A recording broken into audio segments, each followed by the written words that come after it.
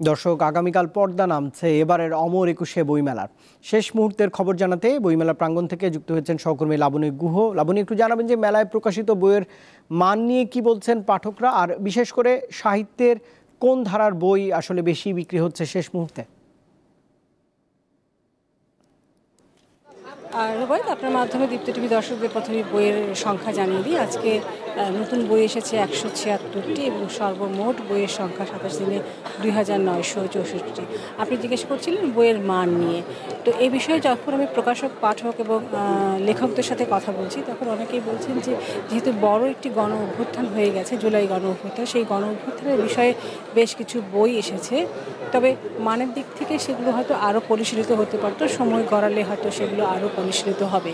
আর বইয়ের বিক্রির ব্যাপারে যদি জানতে চান তাহলে বলতে হয় থ্রিলারের বইগুলো বেশি বিক্রি হচ্ছে। এছাড়া রোমান্টিক গল্প বা প্রেমের উপন্যাস সেগুলো বেশি বিক্রি হয়েছে। এছাড়া ক্লাসিক বই বা চিরায়ত সাহিত্য সেগুলো পাঠকরা কিনছেন।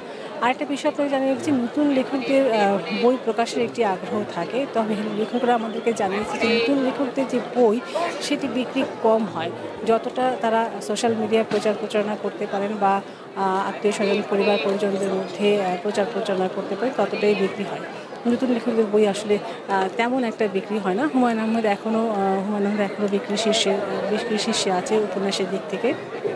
এছাড়া কিছু পাঠকদের আগ্রহ আছে অনুবাদ গ্রন্থের উপরে, সেই অনুবাদ গ্রন্থ এবং প্রবন্ধের উপরে কিছু পাঠকদের আগ্রহ আছে। আরেকটি বিষয় আমি জানিয়ে রেখেছি, মেলায় আগত দর্শনার্থীদের একটি বড় অভিযোগ আজকে লক্ষ্য করা যাচ্ছে যে মেলায় ধুলার পরিমাণ। আজকে শেষের দিকে এসে মেলায় অনেক বেশি ধুলা লক্ষ্য করা যাচ্ছে। হয়তোবা যে পরিচ্ছন্নতা বা যে পানি ছিটিয়ে যে ধুলা কমানোর ব্যাপার ছিল সেটি হয়তো করা হয়নি। এবং আগেরবার যেটা বলছিলাম যে মেলায় বিভিন্ন ধরনের হকার বা খাদ্যের স্টল থাকা সত্ত্বেও যে খাদ্যের